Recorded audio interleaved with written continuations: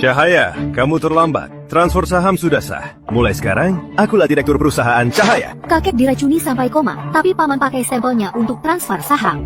Paman kedua, paman pikir semua orang itu bodoh. Kamu tak punya bukti. Dewan direksi sudah memutuskan untuk mencabut semua jabatanmu. Silakan pergi, mantan prestir. Posisi ini peninggalan ayahku. Aku bisa pergi untuk sementara, tapi kalian tak bisa rebut proyek selatan kota, dan tak bisa cuci bersih darah di tangan kalian. Buat apa susah-susah? Menikah denganku, ku bantu rebut perusahaan. Biarpun aku kehilangan segalanya, aku tak akan menikah denganmu. Baiklah, aku ingin lihat tanpa Raden Angin, berapa lama kamu bisa bertahan?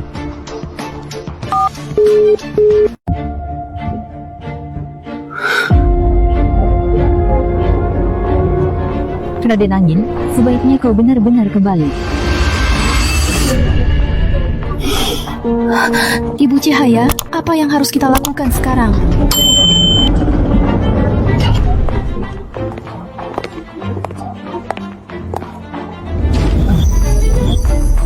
Selamat datang kembali di perkebunan, Tuan Angin.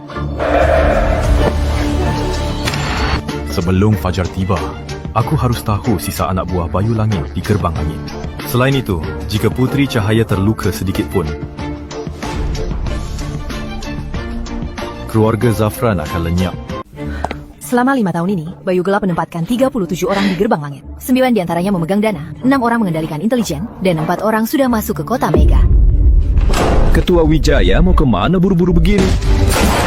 5 tahun yang lalu, kau yang memberikan rute aksinya ke Bayu Gelap. Pemimpin gerbang, aku cuma mau hidup. Saudara-saudara kita juga mau hidup, tapi kau menukar nyawa mereka dengan nyawamu.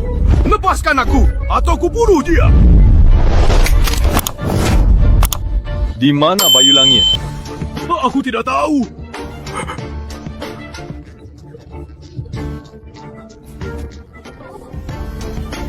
Di mana guruku ditahan? Bangka lama selatan kota.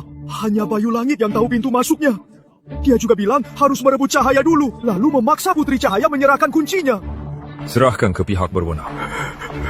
Gerbang Langit mulai hari ini tidak akan mengubur mayat pengkhianat. Pemimpin gerbang, apakah kita harus mengumpulkan dana sekarang untuk membeli kembali Cahaya? Tidak perlu, itu perusahaan ayahnya. Jika aku langsung memberikannya, dia tidak akan menerimanya. Masih ingat pulang?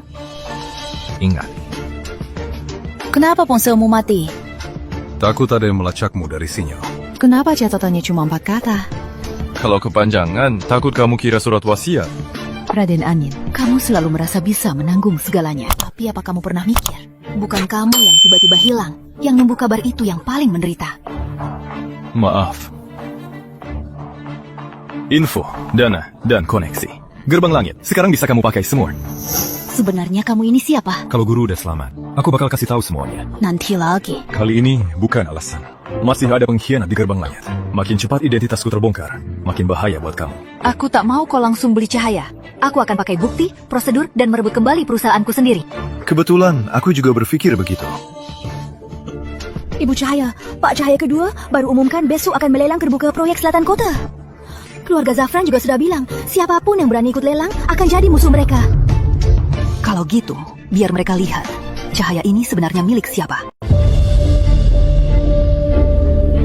Kamu fokus rebut perusahaannya kembali, biar aku yang urus. Mereka yang berani main kotor.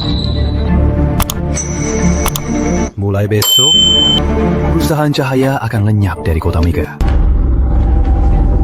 Lelang publik proyek selatan kota dimulai sekarang. Harga awal 1 triliun. 1 triliun. Putri Cahaya, kamu terlambat. Lelang tidak boleh dimulai. Kamu bukan lagi presiden Cahaya. Apa hakmu mencegah? Karena utang ini palsu.